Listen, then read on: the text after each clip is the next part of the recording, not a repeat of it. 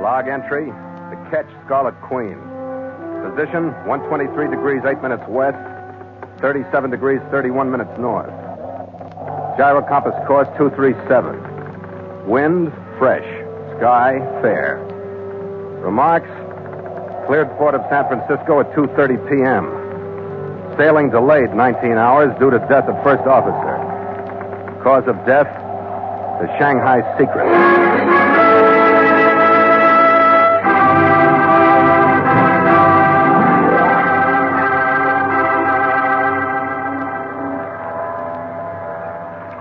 I stood there on the pier that evening, the ache in my frame reminding me that the last long, hard day of loading stores was behind me, and watched a China-bound freighter feeling her way out into the fog-shrouded harbor.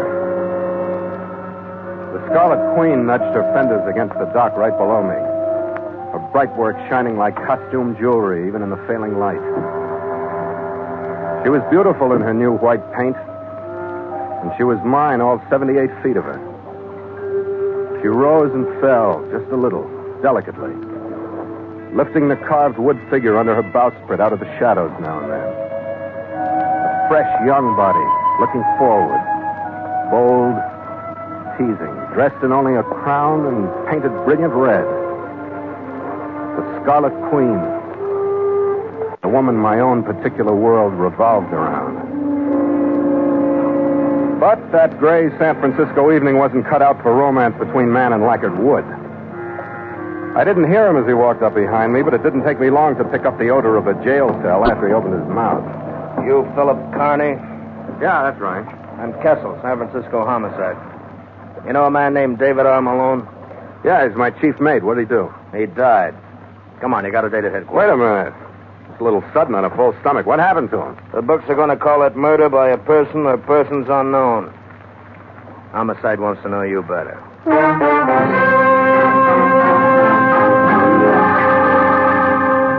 And so Mutual begins The Voyage of the Scarlet Queen, written by Gil Doud and Bob Tallman, and starring Elliott Lewis.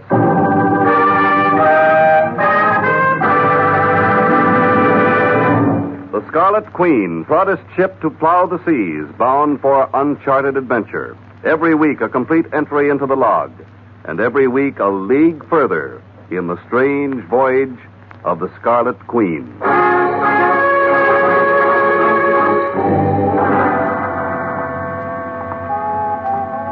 Your last name first and middle initial. Carney Philip M. Age? 29. Height? 6'2 1/2. Weight? 207. Eyes blue, hair brown. Scars or other identifying marks? Yeah, tattoo. A 3-strand Turk's head on my right bicep. A what? A 3-strand Turk's head. It's a knot, you know. Or does somebody else tie your shoelaces? Kessel, I'm getting awful sick of this. Shut up and answer the question. Address? The ketch Scarlet Queen. Street number? Street number? How? Pier 48, berth 2, Embarcadero, not permanent. That'll be enough for now, O'Brien. That might be a pretty permanent address at that, Carney. Not with me paying the rent. I got my port clearance and I'm leaving tomorrow. Maybe you are, Carney. How long had you known Malone? Since, about 5 days. Not about, Carney. How long? 5 days. I signed him on 5 days ago. Uh-huh. When'd you see him last? Exactly. Between 12:30 and 1 this afternoon, I saw his stern end going around the warehouse at Pier 48. He turned to the right, exactly. He went to room 218, the Crown Hotel on Columbus Avenue, the North Beach section. Why? Because he's human, I suppose. They build hotels for people to go into. He didn't look human when we found him. Look, Kessel, I don't know anything about it. I'm sorry Malone's dead. He was a nice guy. But that's all I can give you. If you want an alibi, I've got 4 seamen who loaded stores with me all day. That'll carry me to the time you tap me on the shoulder. What do you want, a halo? That's all right, it's all right. Just don't get sore, Carney. Here, you want a cigarette? No, thanks. All I want is a cab back to the Embarcadero. On you. Sure. We'll take care of it. Just a couple more questions. Oh, stop. That Patience Act fits you about like a bare midriff evening gown. Take it off. Get comfortable. Thanks, Carney. I will. What could Malone have learned on your Scarlet Queen that somebody'd go to a lot of trouble to get out of him? What are you talking about, Kessel? Malone was tortured. That's what I'm talking about. For a good long time. And then somebody slipped or lost their temper. He didn't know anything. He didn't know why $50,000 was deposited in your name last year? I don't know what you're talking about. Hey, Barrett, bring Funston in. The name Funston rang just a faint bell for me, but I recognized the little guy they brought in all right. If there was anybody who knew about my banking business, he did. He worked there, in the assistant cashier's office. Down there, he was just another face looking at you through rimless glasses. Here, he looked like trouble. Mr. Funston, is this the man you say received that $50,000 letter of credit? Well, I'm sorry, Mr. Carney, but the police, you know. Yes, sir, he's the man. Remind me to bank someplace else next time. That's all, Mr. Funston. Thank you. I hope you understand, Mr. Carney. I had to answer the Cast off, Funston. I'll thank you later. You guys have got long noses, haven't you? Yeah, when things smell as rotten as this. It was deposited in the San Francisco bank while you were in China with the Marines. Where are you getting this, Kessel? It was sent over as a letter of credit from a firm in Shanghai called Kang & Son. Most of it went to a local shipyard where your Scarlet Queen was built and to a flock of coast companies for your cargo. 50,000 mystery dollars, Connie. And a voyage to nowhere. I won it in a crap game, and my articles say Honolulu. Honolulu. With enough stores aboard for a 2-year cruise, who do you think you're kidding, Connie? Why don't you talk? Why don't you get tired? You're pumping a lot of bilge flush. You're bluffing your heart out, and you know it. All right, Connie, you can go. But it's about time. But you will be at Pier 48 when we want you. What do you mean by that? The Coast Guard's a cooperative outfit. Your port clearance has been revoked until this is cleaned up. I'll call you when I want you again.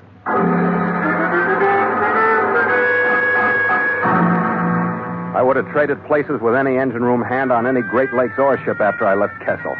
And I hate freshwater almost as much as I hate engine rooms.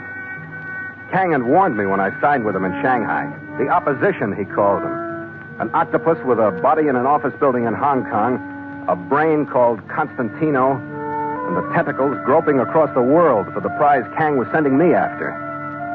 A $10 million prize somewhere in the South Pacific. Its exact location was Kang's secret. And Constantino was ready to bribe, steal, or murder to get that secret. I didn't know who his San Francisco tentacle was, but I did know that it had killed Malone. I knew that he'd been tortured for something even I didn't know. The true destination of the Scarlet Queen.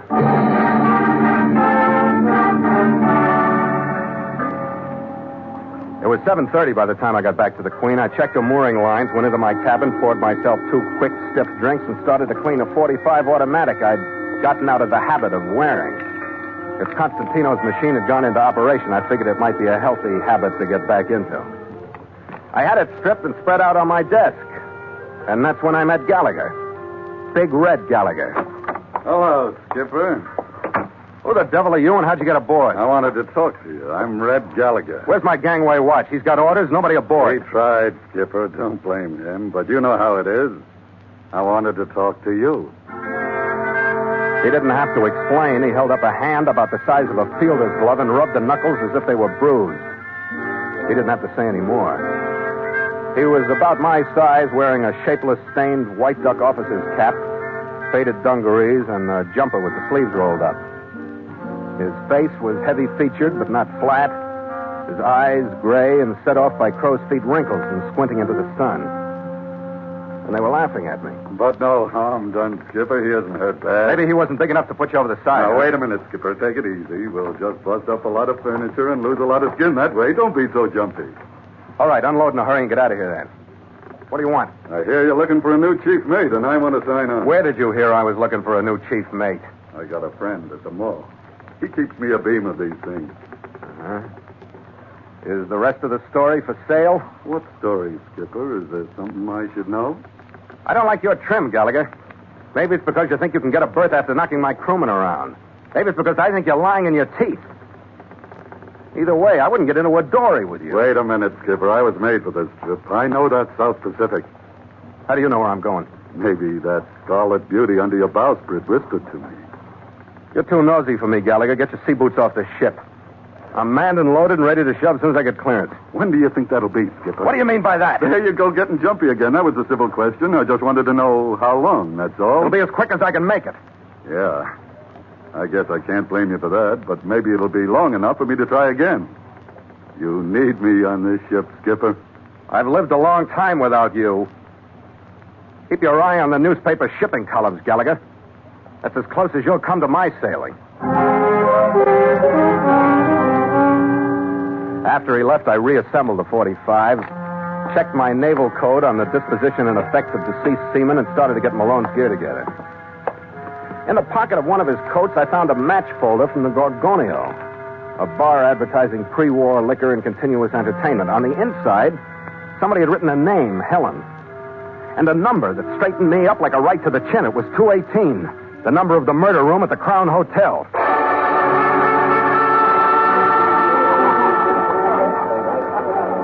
"20 minutes later, I was at the Gorgonio. It was a typical non-tourist North Beach bar. Good, healthy fishermen up from Fisherman's Wharf. 3 women at the bar, and 1 sitting at the electric organ up on a platform. None of them had Helen printed on their backs, but the only one whose name anyone would bother writing down was the girl making with the music. Honey-colored hair with a gardenia over the left ear, white shoulders pushing out of the whiter gown, a face full of confidence in the rest of it. And no wonder. After I finished my drink, I walked back toward her. Say, excuse me, but would your name be Helen? Oh, that's a novel approach, isn't it? Should I go back and try it over with Irene or Penelope? What's the difference? It end the same way. Can I play something for you? This one suits me. If I can talk to you through it. Can't for the life of me see what we'd have to talk about. Maybe some other time we can get around to that. But I ran into an old mate of mine yesterday. He mentioned this place, and you know I'd like to locate him. His name is Dave Malone. Do you know him? Malone? Sure he said he knew me? Yeah, I thought so, but maybe he was just hoping, huh? Yeah. Afraid that must have been it, because I don't know any Dave Malone. Yeah, well, it was one of those things. He mentioned your name, so I thought I'd give it a try, but I'll coast around. Maybe I'll come back on my own sometime. I hope you do. I'll be here. Wear that dress, will you?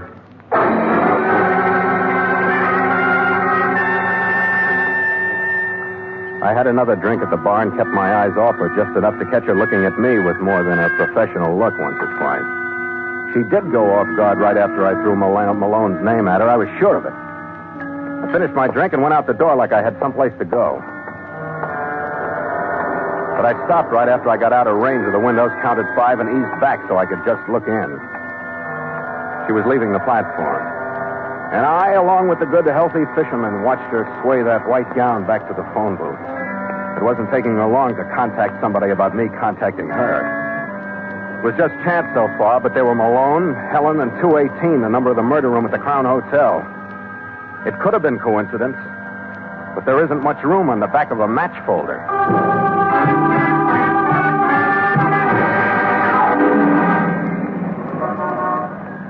The Crown Hotel was a narrow brownstone front building squeezed between 2 more narrow brownstone front buildings.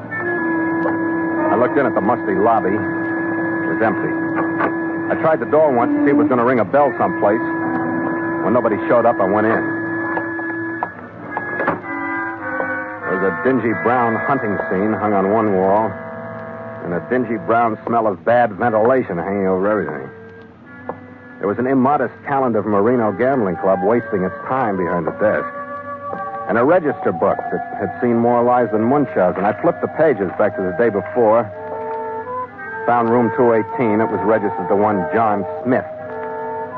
Then, just on impulse, I flipped back to the current date and found myself on top of the whole mess. Sprawled in an awkward hand against room 218 was the single name, Gallagher.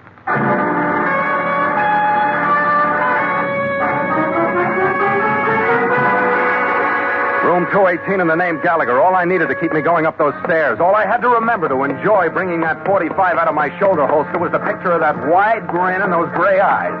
I'd have gone through that door even if it hadn't have been unlocked. Well, Skipper, come on in. I'm in, brother. What's all the hardware for, Skipper? Why are you always aching for a beef when you and I run into one another? Let's stow that warm friendship, shall we? Let you do a little talking that you mean for a while. I never say anything I don't mean, Skipper. You'll learn that when you know me better. That's what I'm here for, Gallagher, so start saying something you mean. Sure. Why do you think I took this room if I wasn't sure you'd be bulling around this neighborhood tonight? What interests me most is that you did. I knew you'd like it, Skipper. I know you've got to have Malone's murderer before you can clear San Francisco, and I can give him to you. They call him Mr. Fox. He's working for Constantino. If you didn't know that before, you know it now. Who's Constantino? You're being cagey, Skipper, and that's all right. You don't know what to say because you don't know how much I know. I don't know how much you know, so we're even, right? You're talking. The Fox didn't learn what he wanted to learn from Malone. He tried too hard. So he paid me $2,000 to sign on with you. I was supposed to find out what part of the Southern Oceans you were making for, and the payoff was going to be $1,000 a month. But just keeping the finger on you and waiting to be contacted. It was an easy deal. Somebody in your family must have been born with shark fins not too far back. There was supposed to be a great uncle under the Jolly Roger, Skipper, but no fins yet. But I got reasons.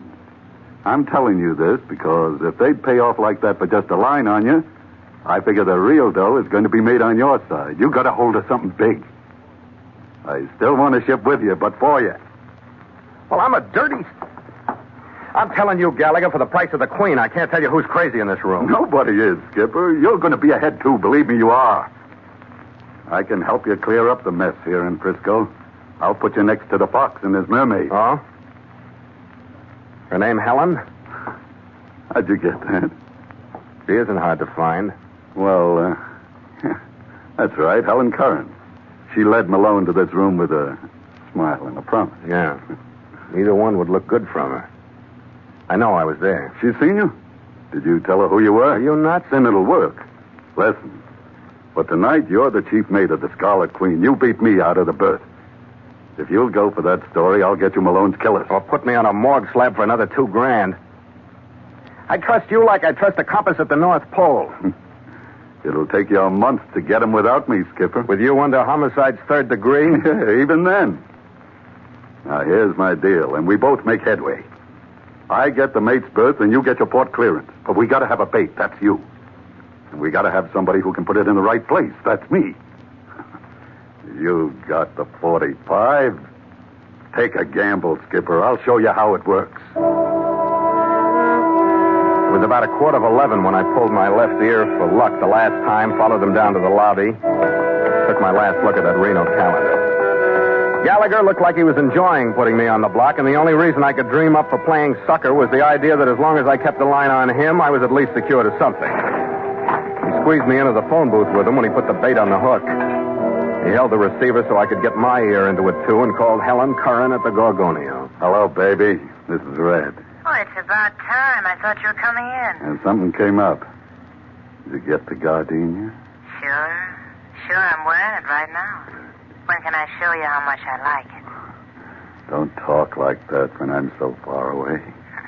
Listen, things got foul tonight, but I think they'll work out anyway. What happened, Red? I missed that mate's berth by about 15 minutes. A guy by the name of Pritchard beat me to it. Oh, Red, the Fox isn't going to like this. I think he will. Did a guy come in there tonight looking for Dave Malone? Yeah. Why, Red? That was Pritchard. And he's got the information we want. That sounds funny, Red. How'd you get all this? He stuck his head in a bar where I was, and I recognized him. He knows where they're headed. I could have maybe pumped him for it, but I thought it'd be better if you and the Fox were in on it, too. Yeah. Where is he? On his way back to the Gorgonio to see you. He's big. So I better tag along for the party, don't you think? Maybe in your apartment later, if you can get him there. And I think you can. All right, Red. Give me a half hour to get through to the Fox, and call me back. I'll let you know where he'll pick you up, okay? Yeah, but, baby, take it easy till I get there. I don't want that gardenia crushed on anybody's shoulder but mine. Helen Curran knew her business. She didn't go overboard selling herself, but like nature taking its course, she in the white gown and I got into a cab after closing time. Her apartment was in the Buell Arms on Russian Hill. It was a little overdone in modernizing a setup that was dull mid-Victorian a few years back. Light walls with Venetian blinds, Some flamingos and parakeets flying through verdant jungles. And framed before they started. And a bedroom to the right that she went into saying something about something comfy. When she came back, I saw clearly that she went for off-the-shoulder hostess gowns, too. There now. I feel more comfortable. Mm-hmm. What's the matter with me, anyway? Is there something? I always seem to stir the wrong approach in you. Or are you just shy? With you don't need an approach. You just move naturally. You aren't shy at all, are you? You're just overconfident. You've been spoiled by women. It's never hurt me. But then it's not very often as appealing as your brand. Do you think I'll spoil you? But I wonder if you'd hurt me. Not even if I could, and I'd... Hey, wait a minute. Oh, I couldn't hurt you if I wanted to, could I? I don't know, but from where I sit, who cares? Like I said, she knew her business. And I had to keep remembering that it wasn't all crushed gardenias tonight. We finally did get around to a drink out of a rattan-covered bottle, and I could tell by the heavy-lidded look she gave me over her glass that I was supposed to be a complete victim and as meek as a kitten with a full belly. She knew her business. But knowing that she knew her business, I went along with the kitten act. But I was as ready as a tiger when Gallagher opened the door. But I wasn't ready for the man he brought with him. It was Funston. L.B. Funston, still looking through the rimless glasses, but now his eyes were steely hard, and it only took one deep breath to realize that he was the fox. He had a small caliber gun out of an inside pocket faster than I could get my breath. Wait a minute, Gallagher. This man's name is not Richard Fox. What do you mean? I know it. Something went wrong. This guy's Philip Carney, the master of the Scarlet Queen. I was sitting on the couch, and after a sellout like that, there was no use standing up.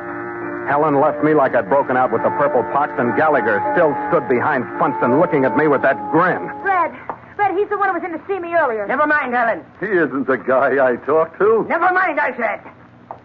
You're an impulsive man, Carney. A little surprised at you, too, Funston. What are you doing here? I like a game of bridge as well as the next guy. You play a stupid game. You should remember that your Red Queen is not the top of the suit.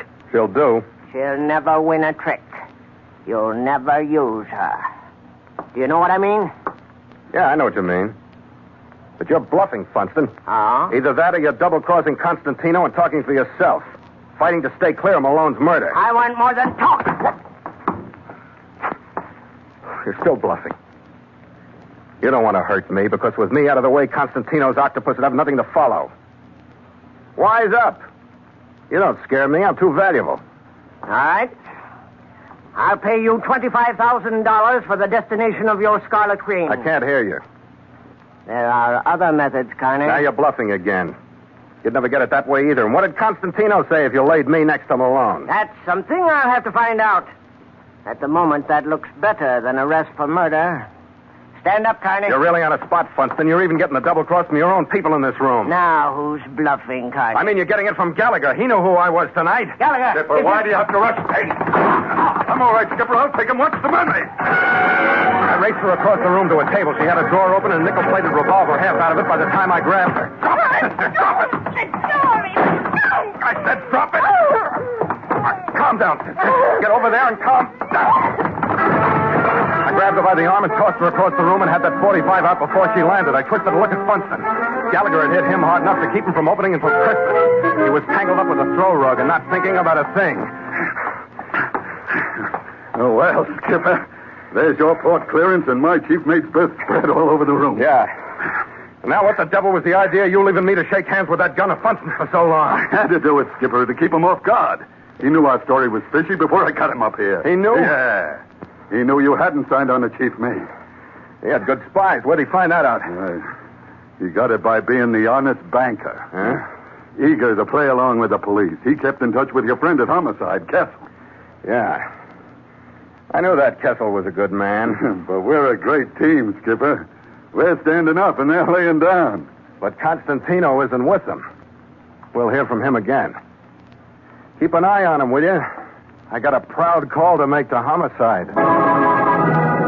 By 2 the next afternoon, we cast off from Pier 48 and were headed out. went through the Golden Gate under power, sitting on the wheelbox with a bottle between us. We followed the channel buoys out to the Farallones, picking up that good deep water roll. And the driving westerlies started to sing through the rigging. I felt like a man getting his back out of a cast and walking again. The crew perked up, too, and they fell to with a will when Gallagher started bawling orders. The men liked them, too. Even the one each slugs had a pulse in the bottle and shook hands with them. They took their stations at the mainsail. Then the halyards hoisted away smartly, and the head of the mainsail climbed up the mast. And the white expanse of it bellied out and pulled the deck beneath me, hove over to port. And I could feel the power at the wheel. The gypsum boomed out. Then the mizzen. The Scarlet Queen was glad to be free, too. She took the bone in her teeth and charged every swell as though she were carrying on a one-woman war with the whole Pacific. Is the rig heavy enough for you, Skipper? We're showing 8 knots on the taffrail loft. Good enough. We'll hold her full and by till nightfall, and then let her off some. You got a fine lady here, Skipper. Behaving like a queen. She'll get us to Kaiwi Channel in less than 14 days. That means the Royal Hawaiian Bar in less than 14 nights. What's the run from there? That'll depend on the wind and other circumstances. Japan, the coast of China, then south across the line to the shallow sea. How long are we going to be down there? We may never get there, so who cares how long it'll be? Not me. I'm not married. Yeah, I know, mate. With the Scarlet Queen, the bigamist. Oh, better let me take the wheel, then. We got to have a honeymoon sometime. Sure, take over. Course is 237 on the gyro compass. Got her? Yeah. Hey, she's got spirit. What a wife she's going to make. What a honeymoon. Want a drink, Skipper? After you, mate. Your wedding day. And you'll make a handsome couple. Believe me, you do. Log entry. Ketch Scarlet Queen. 5:30 p.m. Miles traveled 31. Wind brisk. Sky fair. Sea cresting with high cross swell. Mainsail and mizzen reefed. Ship secure for night. Signed, Philip Carney, Master.